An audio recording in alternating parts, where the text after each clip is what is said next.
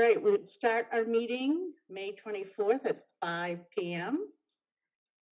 All board members are in attendance, and Tim Myers and Kristen Kennedy from the Board of Health. In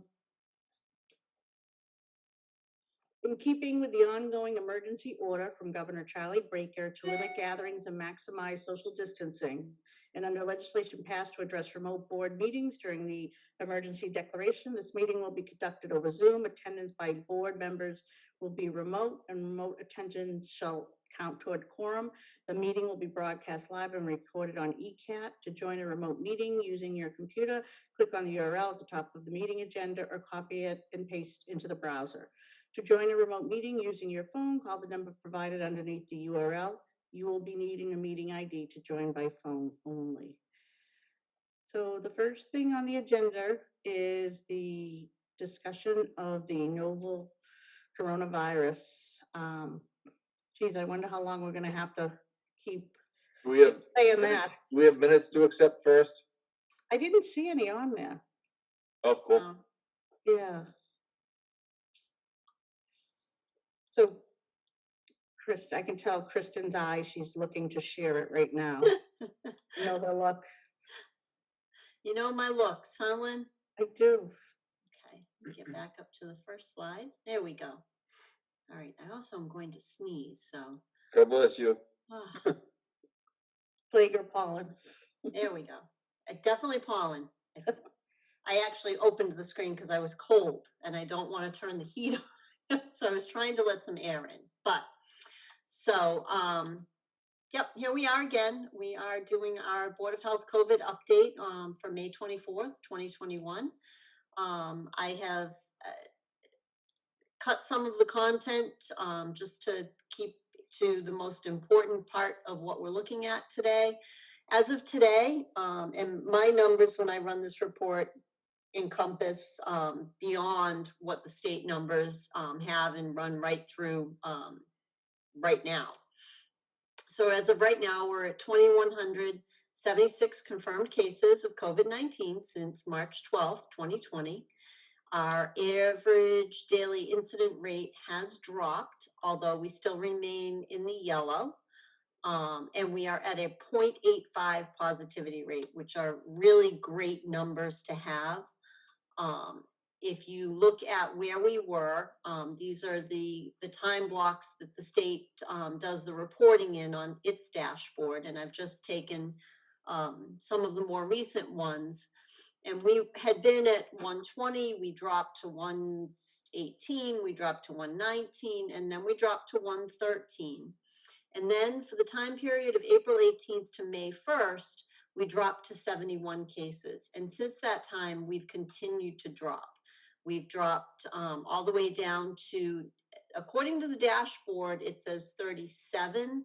But when you look at our, one of our other metrics on the dashboard, it says 35. And what that a lot of times means is that people are either being entered in the system twice. There's a slight variation. They've got a middle initial, don't have a middle initial, or they're assigned to the wrong town. And as time progresses, people get reassigned to the correct town. So we're somewhere in the 35 to 37 cases for that May 2nd to May 15th. The next report will come out. I'll get the numbers Wednesday evening. The state will publish on Thursday, and hopefully we'll have taken another drop as we continue to hopefully move through the pandemic to the other side. These are some interesting numbers that are up on the dashboard as well. It's a separate dashboard that's published once a week that has to do with vaccine rates. You hear the governor saying frequently that we are, one of the top states in the United States for vaccine access and vaccine acceptance in the communities.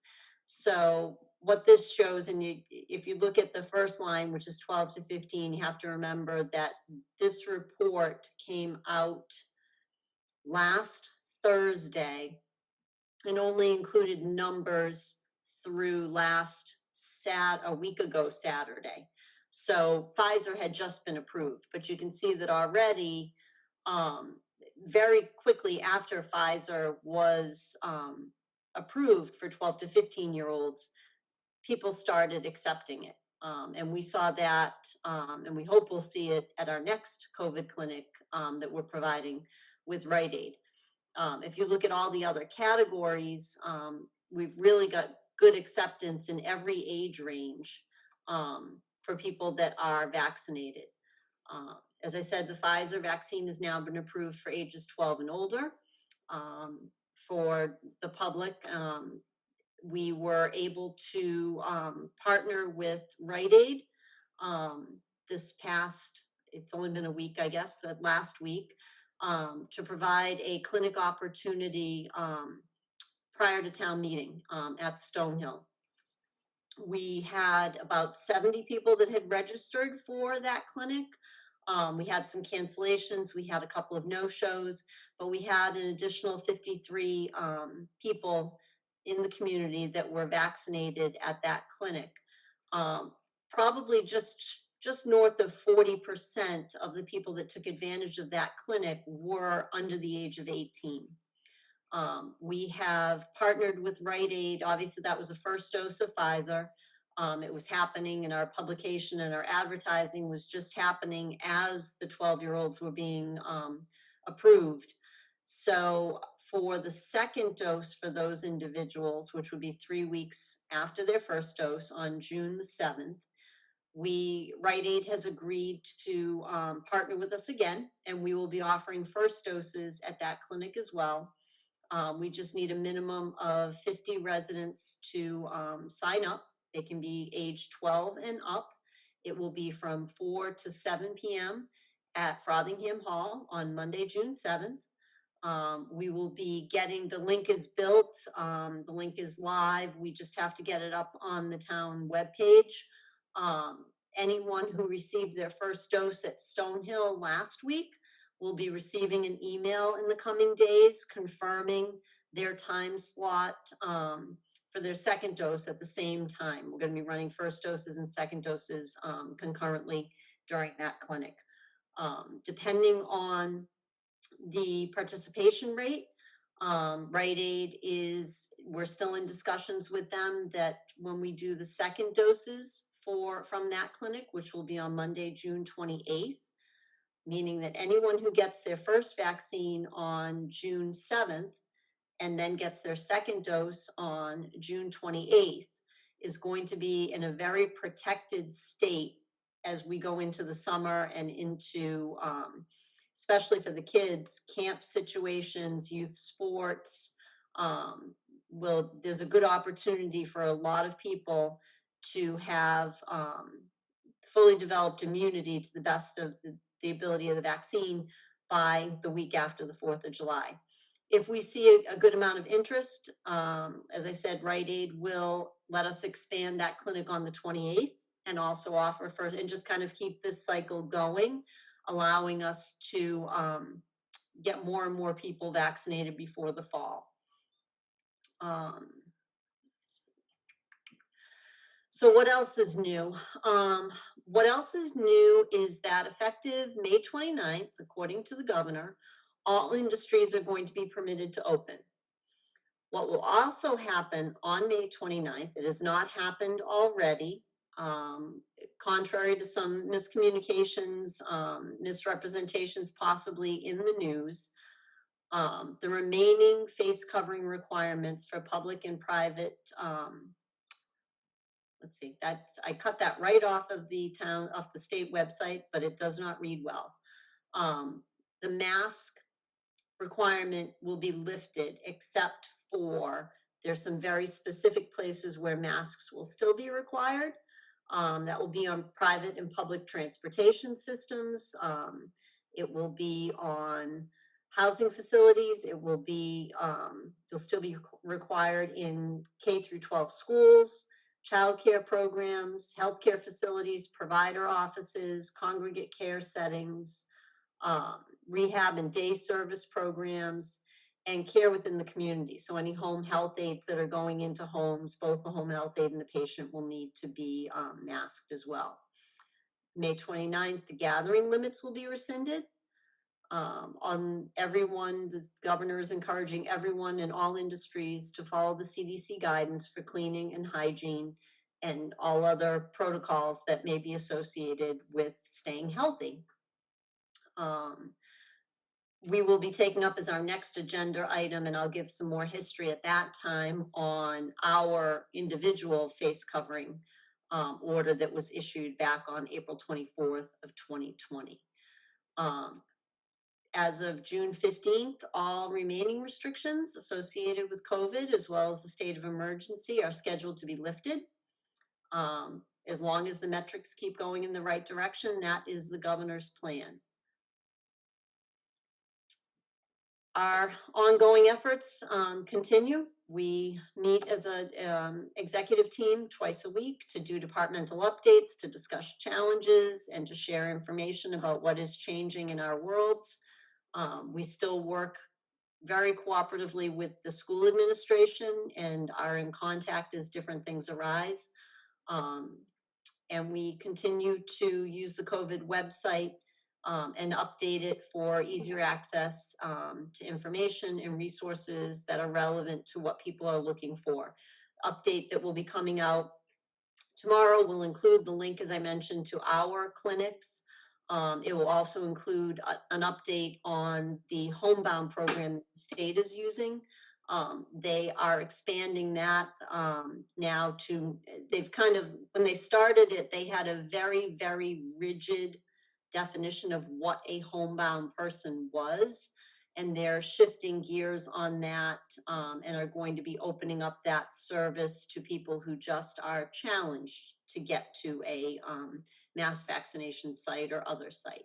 So that's good news. Some of those people who, for many different reasons, just have not been able to feel comfortable going out will now be able to avail themselves of that program. And we'll have that update on the website tomorrow.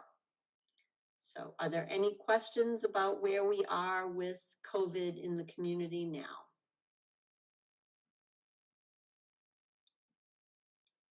No, I have no questions. Any questions in the queue? Nope, there are no questions in the Q&A or in the chat. Okay, so So, if anyone isn't queue and needs to ask a question, we still have one more thing we're gonna do. You can put it in now. The second item on the agenda is the discussion, possible action to repeal the Easton Board of Health order issued on April 24th, 2020 regarding the wearing of facial coverings. So I'm going to go back to April 24th, 2020. And believe it or not, I vividly remember this because I demonstrated using one of my shirts that almost anything that could be used as a face covering at that time. So back on April 24th, in the absence of any action by the governor, the Board of Health took the step to institute a mask order requiring, or face covering order, requiring face coverings when entering essential businesses. At that time, that was the only thing open. And we also had the order cover common areas in residential and commercial building settings. So if there were doctor's offices, which were essential, or there were residential complexes where the mailbox might be inside, or there might be common hallways, the order covered that as well. You tied the order to the expiration of the state of emergency. And we're not there asking to rescind the state of emergency yet, but we are in a place where since April 24th of 2020, the governor has picked it back up. And on May 1st of 2020, he signed the first order going into effect on May 6th for indoors and for transportation. And then there were subsequent orders after that that took us to wearing masks just to walk out to our cars. And now we've started, based on data, based on information, to backpedal from those. We're no longer are required to wear masks outdoors at athletic events. After this weekend, many of the mask mandate pieces will fall away. And so I think that we're at the time where it would make sense for if you are comfortable, for you to take away your mask order as well, so that there isn't any confusion on May 29th. People will still be required, as I already mentioned, to wear masks indoors in certain venues when they're doing public transportation, when they're in a doctor's office, when they're in childcare, when they're in a K through 12 school.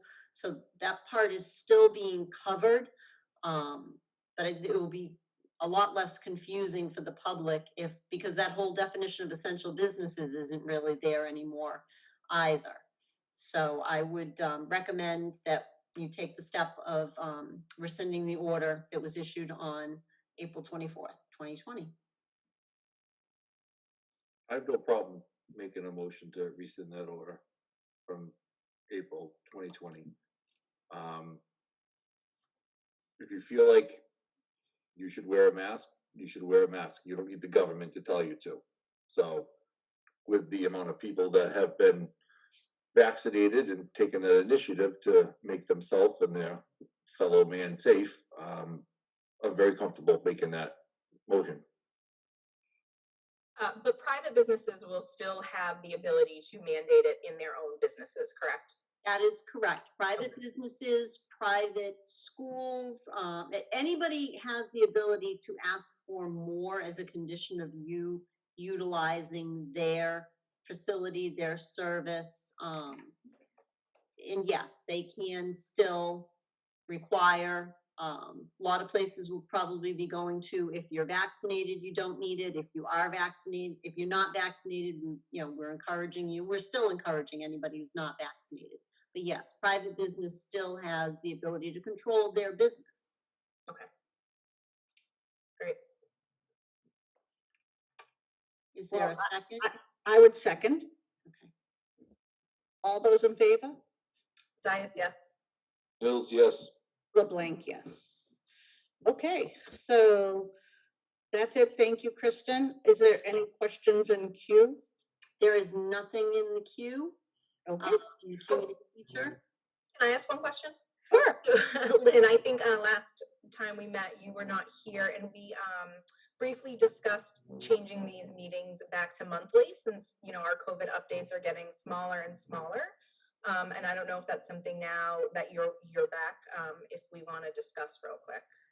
Is that something that would have needed to be on the agenda? No, it's just setting that if the next meeting date is a regular meeting. So, we can set it at that time and just say that we're going to just continue to do the regular meetings. Should we make it in a form of a motion? I don't, it was more of a, Lynn sets the agenda, obviously if there's an emergency, I'd be asking you guys to meet for something else. As we move forward through the summertime, I may ask you to meet, more frequently if we have a EEE issue or we have a West Nile issue. But I think if the intent is to just get back to the monthly meetings, that's just good information for us. And would next month be in person? So, no. So there's still some pieces that are being worked out. When the governor rescinds the state of emergency on June 15th, if there aren't other steps taken legislatively, we will be forced to only have in person, open to the public meetings. There seems to be a feeling out there that while this format solely may not be great, there has been a lot of participation from people. There has been better attendance by some board and committee members with this as an option, and whether or not the legislature will move to either continue this as an option or come up with a hybrid version of this as an option to make quorum, to allow the public to interface easier, remains to be seen. So I do not foresee that we will be in person at our next meeting, because that would be June 14th. What is it? June 14th. June 14th, and the governor's set June 15th as the magic date. So I would anticipate that we would be doing this on June 14th, and I will probably have an update for you as to where we stand with the open meeting law. I think once a month sounds great to me. I think we're at that point now. And, yeah. Everybody in on that? Absolutely. The general planning purposes, we'll go back to our monthly, obviously, if anything comes up, we get in touch and we post an emergency meeting. That sounds perfect. Great. Wow, what a difference a year can make, huh? All right. Yep. So if nobody has any questions or comments, I'll make a motion to adjourn the meeting May 24th at 5:20 PM. Second, All those in favor? Zayas, yes. Mills, yes. LeBlanc, yes. All right, thanks, guys. Have a Thank good you. week. Yeah. Bye-bye. Bye-bye.